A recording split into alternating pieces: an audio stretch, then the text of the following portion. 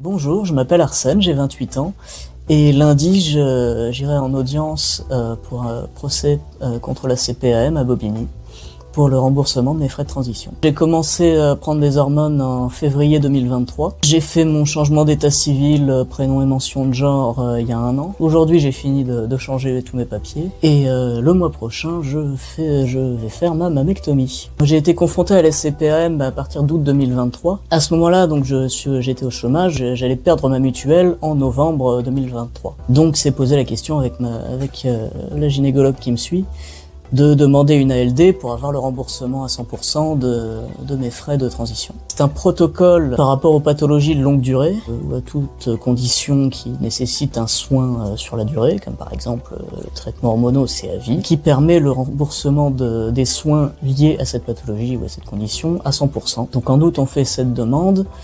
Et quelques jours plus tard, je reçois un courrier m'informant que cette demande a été refusée parce que les critères médicaux permettant la prise en charge ne sont pas réunis.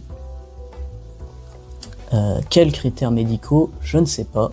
Ça n'est pas précisé. Mon médecin a fait une deuxième demande. J'ai reçu un appel de la CPAM à propos d'autres choses et où j'ai appris un peu comme ça par hasard que ma demande d'ALD avait été acceptée, mais il n'y a eu aucun remboursement sur la période entre mai 2023 et le moment où j'ai effectivement commencé à l'utiliser en juin 2024. Du coup, les frais que j'ai engagés dans le cadre de cette transition qui auraient pu être couverts et qui n'ont pas été couverts. Pour la testostérone, c'est 12 € par mois de produits, plus environ 8 € par mois d'infirmière. Et la mammectomie, c'est 1200 € de dépassement d'honoraires en tout. Psychologiquement, recevoir ce refus de prise en charge, ça a été un peu, ça a été assez violent. Ce que j'attends de ce procès, c'est une clarification du protocole par rapport à l'ALD pour les personnes trans, faire appliquer les recommandations qui ont été émises par le défenseur des droits et attirer l'attention sur le fait que même si on fait des progrès et même s'il y a eu ces recommandations, dans les faits, il y a encore un décalage entre ce qui est préconisé et ce qui est appliqué. Et je le fais aussi